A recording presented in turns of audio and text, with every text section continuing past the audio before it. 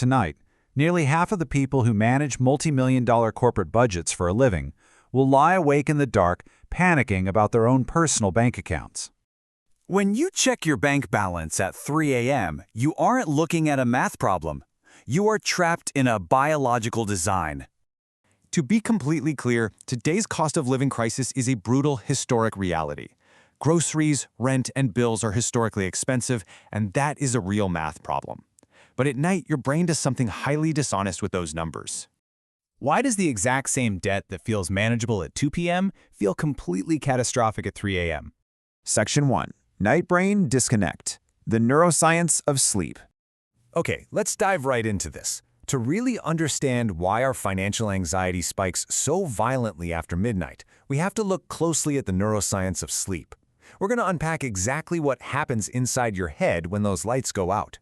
Researchers actually call this the mind after midnight hypothesis.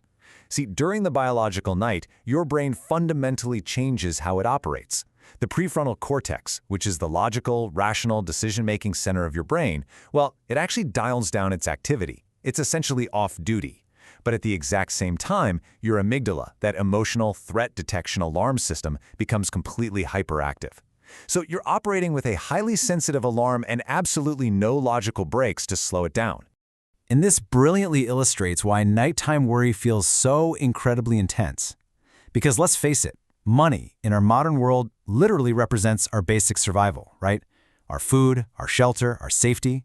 So your nighttime brain processes financial stress not as a simple math equation, but as an immediate physical threat. Your rational brake is totally offline, your threat detector is ramped way up, and suddenly, a standard credit card bill feels like there's a literal predator in the room. It's triggering a full-blown fight-or-flight response while you're just lying there in bed. Section 2. Attentional Vacuum. Biology and Environment. Now, what's really interesting about this next part is, It's not just what's happening inside our brain, it's what's missing from our surroundings. Think about it. During the day, you have a million things competing for your attention. Work, commuting, talking to friends, running errands. These external tasks keep your mind fully occupied. But at night, all those active daytime distractions just vanish. This creates what psychologists call an attentional vacuum. In the quiet of your bedroom, a system in your brain called the default mode network turns inward. Without those external tasks to process, it just begins to run totally unchecked, ruminating deeply on your biggest perceived threats, which for a lot of us right now are usually our bills. And there's a fascinating longitudinal study out of Rice University that tracked this exact phenomenon. They specifically linked economic stress to what they call stress before bed behaviors. They found this totally vicious cycle. Financial strain creates pre-sleep worry, like mentally planning tomorrow or just lying awake feeling incredibly tense. That ruins your sleep quality. And here's the kicker. When you're sleep deprived, your daytime cognitive function and emotional regulation just plummet, which means coping with your finances the very next day is even harder, fueling even more anxiety for the next night. Section 3. Expert's Paradox. When the pros panic. Now, most of us probably think that if we were just, better at money, all this anxiety would magically disappear. But look at this data point. A massive 49% of professional finance and insurance workers, these are people who literally manage money and assess risk for a living, report losing sleep over their own personal money worries. Nearly half of the absolute experts are up at 3 a.m. panicking too. And if you think earning a high salary is the cure, well, the data pushes back pretty hard there as well. Over a third of households earning over $100,000 a year also lose sleep due to financial stress. The takeaway here is absolutely profound. Financesomnia is biology. It is a biological trap reacting to the cost of living, not a lack of financial knowledge or some personal failure in your budgeting. Section 4. Limits of our data. Analyzing the science. So, the crucial point is, As we analyze all of this, we really need to maintain a realistic view of the science. We have to be honest about what the data can confidently tell us and what it can't. When a survey from AMFM Healthcare tells us that a staggering 87% of people experience financial anxiety, we're relying on self-reported feelings. These are surveys and questionnaires. We aren't actively placing thousands of Americans into clinical fMRI brain scanners at 3 a.m. to literally watch their amygdalas light up over a grocery receipt, right?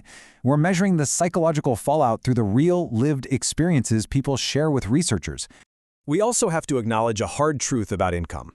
While earning more money undeniably changes the math, relieves those practical burdens, and puts food on the table, it doesn't fundamentally reprogram the anxious behavior of the night brain. That mechanism that makes you catastrophize in the dark, it remains perfectly intact, completely regardless of your tax bracket. Section 5. Rules for Staying Sane. Practical reframes. Which brings us to the most important part of this explainer. How do we actually live with this?